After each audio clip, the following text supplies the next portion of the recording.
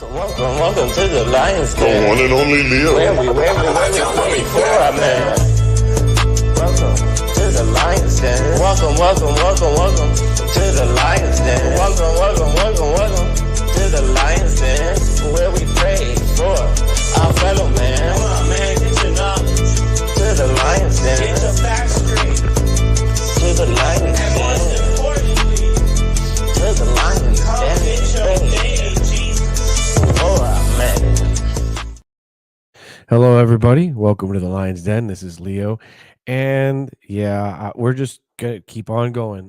Where were we last time? Well, we're in Mark, and we are in chapter 3, and we're kind of like just still doing inductive Bible study. In other words, we're going through the entire book of Mark in an inductive manner, in which we ask the questions who, what, where, when, why, and how.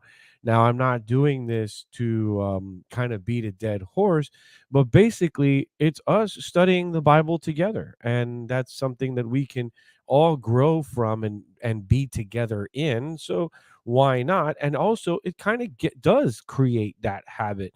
So, it's not to be vulgarly repetitious, like to the point where it's almost nauseating or redundant, but it's kind of like we got to keep going down this kind of like rabbit hole, because this is a good habit to develop. And for a long time, I feel that small group studies have kind of like diminished how we study the Bible, and they've kind of turned into what I've called group therapy sessions instead. So what we do here is something that I think you all can translate over to those same small groups, and you can actually start leading Bible studies. Now, let me say it again. You can start leading Bible studies, not so that you start going to somebody and say, hey, listen, you need to start. No, we're here together. Listen, pass this forward, because you can be training the next Bible study teacher in your group. This is to encourage you, to let you know that Bible study is not all the methods in which we study the Bible is not something that is directly meant for only the clergy. No, because let me help you out. Gentlemen, you are pastors in your home. Ladies, you are deacons in your home. You are servants. Men, you are servants in your homes. You are pastors and elders in your home. And guess what? That means you got to teach your kids. If you got to start, listen, the best small group to start is at home. Train up your child in the way they should go, and when they are old, they shall not depart from it. That's Proverbs 22:6. It's written there for us to understand one simple common thread. We are not supposed to use the liturgical ways in which our churches are constructed as excuses to say that that's the God stuff and we don't do the God stuff. Everybody does the God stuff. All right. So we're going to continue on Mark chapter 3, inductive reasoning. Now, this is not going to be very long, I promise.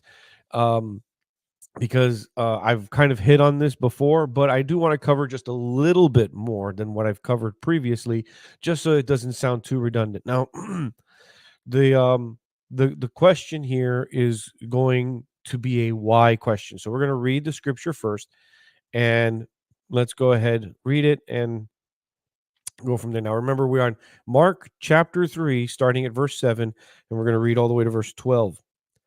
But Jesus withdrew with his disciples to the sea, and a great multitude from Galilee followed him, and from Judea and Jerusalem and Idumea and beyond the Jordan, and those from Tyre and Sidon. A great multitude, when they heard how many things he was doing, came to him.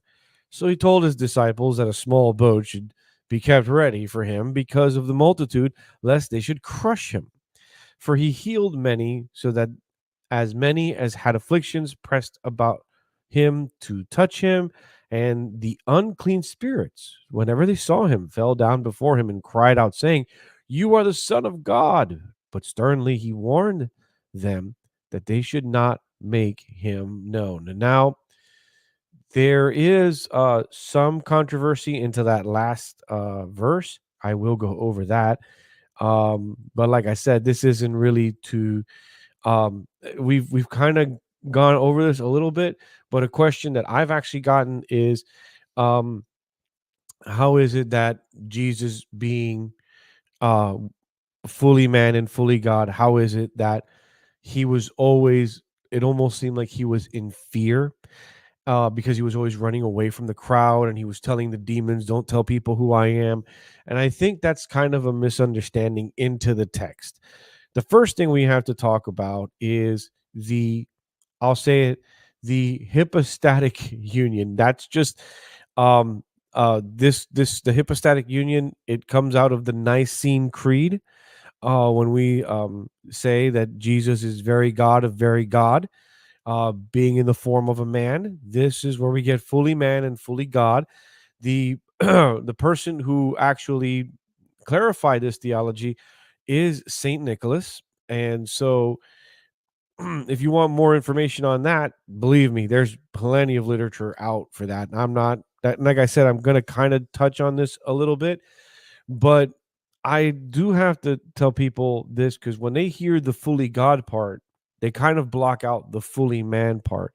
And there is 100%, Jesus is 100% man. You know, he's 100% flesh. I should rephrase that. You know what? I'm going to do that right here. I'm just going to go ahead and actually fix that. I'm going to say 100% incarnate. There we go. That's the word we'll look at here. All right, because he is fully God, but Jesus is 100% incarnate. See, look, hey, and listen, I can stand to be corrected. Sometimes I put my notes together and I'm like, wait a minute, that's not really what I intended to say. Here we are. Why not? Hey, on the fly. Jesus is 100% incarnate. What does that necessarily mean? Jesus ascended into heaven incarnate. Like, we have to remember a little bit of our theology. Now, he's fully glorified. This is pre-glorification. This is pre-resurrection, where he is 100% man. And as a man, one thing that we do know was that he was able to succumb to hunger. We know this because we read about the devil tempting him after a 40-day fast. The first thing the devil tempts him with is with turning stones to bread. Basically, dude, I know you is hungry, how about you make yourself something to eat? Jesus being tempted in the garden shows that he was hungry. Jesus ate with his disciples after the resurrection, but not out of hunger, but out of fellowship.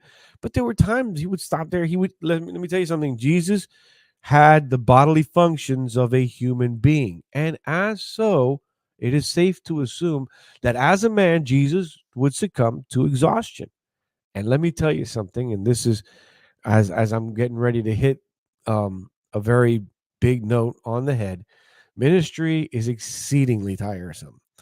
So Jesus is at this point, and I should have had a map, but just if you can imagine, Tyre and Sidon are just right. The portions of Tyre and Sidon, this is still portions of Israel today, but they border Lebanon, the northern country over Israel. And they were, at this point, they belonged to the Phoenician people. And then you also had other areas that were being named, Syria, Jordan among them, especially Jordan among them. And you see that people were coming from all over. People were hearing about Jesus and the work that he was doing and the miracles. We see the written miracles of Jesus, and they were literally the surface. It was literally scratching the surface of his actual healing ministry. I think Mark captures more about the fact that Jesus was always in the business of healing and ministering to people. And that's very exhausting work. And it was to the point where they weren't letting him breathe. Now, when it says that he might be crushed, yeah, there was a physical danger there. Absolutely. You've got a mass of people that honestly are just desperate for a miracle. And at the same time, the crushing could also be emotional. So Jesus needed to actually find rest. The Lord of the Sabbath needs to rest. God rested on the seventh day. So why would not Jesus, the man, need to rest? And this is something that I do want to address now to members of congregations, to let your pastors rest. I know that there are pastors who love to do the work. They're just all about that work. But I will tell you, those of you who take on the responsibility from the pulpit, rest. You have to do it. Jesus did it. He's doing it here in Mark chapter 3. We see it. That ministry is a very tiresome undertaking. It can literally take everything completely out of you. Like I've said this before. I've seen pastors literally get burnt out, walk away, and the only reason I knew why they were burned out when they walked away is because I ended up finding them later and was able to talk to them. But nobody really cared about their condition. So to members of congregation, especially now that pastor appreciation um day or week or whatever that kind of passed already, listen, always appreciate the work that your pastors do. I know I kind of harp on clergification, but as people who rely on their pastors to educate them on things of the Bible, the Holy Spirit can minister to you on that. Your pastors are also there to meet your needs, to take care of his flock, because you're part of the flock of Christ. And so, as part of the flock of Jesus, it is important to know who the good shepherd is, and to know that the shepherd that you have, the pastor that you have, don't solely rely on him. He's not going to save you. Jesus is the one that saves you. So rely on the good shepherd, and these other under shepherds that we have, understand that they too are sheep that need to be fed under the hand of the good shepherd as well, that they're human beings and that they need their moment with God. And pastors, I'll tell you this, because we're going to talk about the pastoral requirement of fellowship. Pastors tend to not really fellowship with their congregations. This is true. Here we see Jesus. He takes a boat big enough for him and his disciples, and that's it. The multitude ain't coming. And some people get kind of offended by that. They're like, well, how come I'm not part of my pastor's inner circle? Who cares? The important thing is that he does have a circle in which he can count on for support and for trust. Now, I would recommend, usually, to any pastor to always to not have a group of yes men. To not have a group of yes men, to not be surrounded by people that are only going to kind of like just bolster your ego. Instead, have men that will challenge you. Listen, my pastor he's surrounded by men who always have to tell him, dude, sit down. We can handle stuff. If you don't tell us what's going on, then we have to assume that nothing's going on. And they have to tell him no. For the betterment of your health, for the betterment of your own of just your own mental acuity. No, let the elders work in conjunction with one another. So they should be a group of men that challenge one another, not necessarily challenge authority, but challenge the sharing of the load. And most importantly, that these people within the inner circle do not exclude the fellowship of the congregation. So it's not that the pastor should have an inner circle, but that he should have an inner circle that is out there for his benefit and also the benefit of the congregant members. And Jesus is showing this. Why? Because we see it in the lives of the disciples. We see it over and over again how Jesus had his inner circle. He had Peter, James, and John. But he had the others, and everybody did what? Everybody served and everybody ministered. Just because you weren't part of the inner circle didn't mean you weren't part of the ministry. Plain and simple. And being part of that ministry meant, hey, listen, I may not be, part of the inner circle, but you know what? I'm part of the ministry, and that should be good enough. But every time there was an argument, and then we'll see those later on, when there's an argument whether who's going to get the corner office next to Christ, Jesus says it. Let me tell you something. Peter, James, and John, uh, inner circle, I don't think they got the corner office next to Christ, for crying out loud. I just see it the way they put Peter all the way at the gate. They're like, bro, you're not even getting in the office. You stay downstairs. Just keep it down there. They just said, you know what, Peter, out there,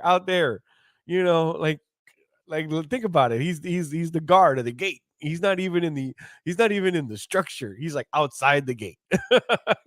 Like that's and I know it's silly and I know it's ridiculous, but I'm just saying, look at the picture that we paint for ourselves. And yet, I guarantee you that if Peter was put outside the gate, he would be happy to do so, to serve his Lord. See, that's the beautiful part of what ministry is. That yes, pastors should have a group of men around them to encourage him and to help him get rest, but also to challenge him in how much he actually shoulders a burden. Pastors should not burden 100%.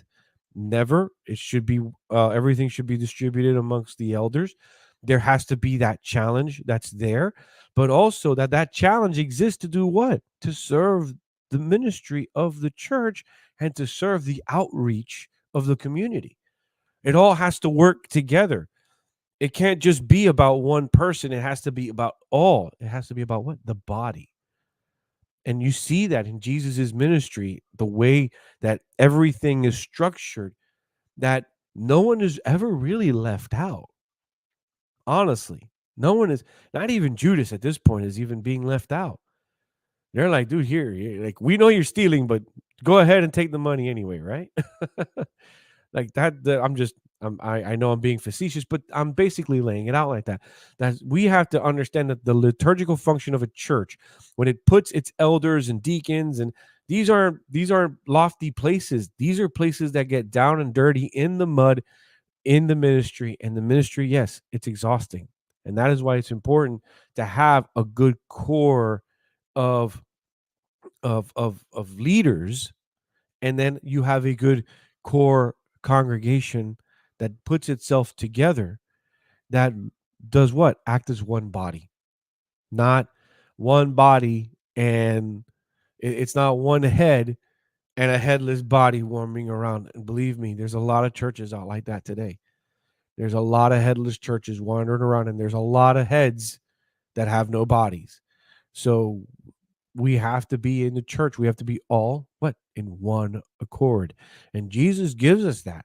And one of the way he gives us that is that he says, listen, the multitude, they need to learn how to be patient.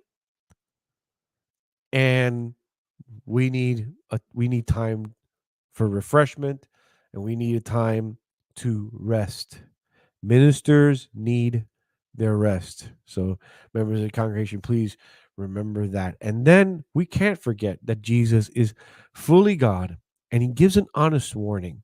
And this is the time where I'm going to cover something that's slightly controversial. Have no fear.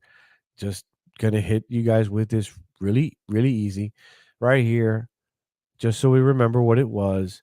Right here, verses 11 and 12, where it says, and the unclean spirits, whenever they saw him, fell down before him and cried out, saying, you are the Son of God. But he sternly warned them that they should not make him known. A lot of people have used this to basically sum up that Jesus was hiding his identity as Messiah. I don't think so, because he basically told that to the Pharisees and the Sadducees and the scribes and everybody who was listening, that he is the Lord of the Sabbath. And that basically that's him saying he's God. And I think it's because Jesus has the right to make that proclamation himself, as he is the witness. And he has that he is the prophet, priest, king, and he has the two witnesses, the Father and the Son. Because he has the ability to back it up. That's one. And then number two, these demons, just like the little girl who was possessed when Paul and Barnabas were walking in the street, these demons, this was not to dissuade the conversation about Jesus denying his deity. It was concerning the madness that such evil spirits would bring to the ministry and events as they were unfolding in Jesus' ministry. In other words, these demons weren't like, Jesus mentions their intention. And I think that's important because I'm sorry, as far as what's going on here, Jesus is revealing the intention of the evil spirits because Jesus is trying to find a way to get to a remote, secluded location for rest and refreshment. He's trying to take a moment, and these demons, when they do what they do, it incites chaos. And God is not a God of chaos. He's a God of order. And so he would rebuke them because they were doing something for the sake of bringing disorder to the ministry. It wasn't their place to proclaim him. The disciples don't proclaim Jesus as Messiah until Jesus asked the question in Matthew 16 when he says, "Who do men say that I am?" And he says, "Well, who do you say I am?" And he says, and Peter said, "You are Messiah, the Son of the living God." And what does Jesus say? "Blessed are you, Simon Bar-Jonah, for flesh and blood did not reveal this to you, but my Father in heaven." He had a actual revelation given to him to impart that knowledge. These demons have a spiritual understanding that they understand and they know who Jesus is. So they're trying to bring dysfunction and disarray into the ministry, especially in a moment when Jesus is just trying to get away because he's tired. In other words, they're trying to make it hard for him to get away. And Jesus was like, "I ain't having that. Y'all keep your mouth shut because you know who I am. Don't you dare be messing with me." And that's basically how that statement would go. If I and you were to read this in the Koine Greek, it's basically that's why it says that he rebuked them. That rebuke was we think of rebuke like almost like a standoffish statement, and it's not. It's basically it's a bowed up statement. Like when you rebuke somebody, it's more along the lines of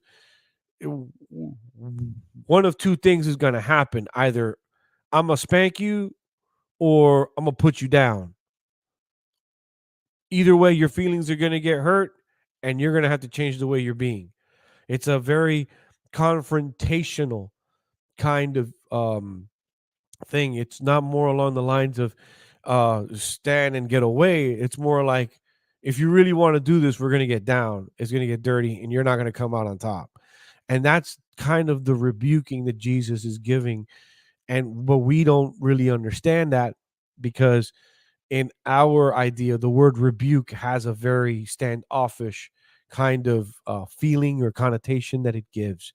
That's not what's happening here. Here, the word rebuke is basically Jesus saying, you talk, watch what happens. And that's kind of like how that how that kind of goes. Because that's what they're doing. He's giving off their attention and their intention, and it's all based on what Jesus is trying to do. He's trying to say, listen, I know the masses want ministry, but we need to take a step back because it can like I said, what is the ministry? The ministry is a very tiresome effort that a lot of people get involved in ministry, and then when they realize how much work it is, they kind of want to jump off that train pretty quick. So understand, your pastors, they have a calling, they are ordained, and they want to honor their calling. But listen, if God rested, your ministers, your pastors, your elders, your deacons, they're human. I believe that they also should have their days of rest so that they can have their rest with the Lord of the Sabbath. Guys, thanks very much for listening. I really do appreciate you guys for listening in. Again, if you are interested in um, and following here, I'm on YouTube at The Official Lodge. Also, you can follow me at Found Nation 7356, but at The Official Lodge, super easy. So you just go to youtube.com, you put in that link there that you see scrolling down underneath, and you can like it, you can subscribe, and you can follow me, and you don't have to wait for me to post on Facebook. Or anything like that. You'll be notified. Thank you guys. Love you all very much. And hey, I'll see you guys next week.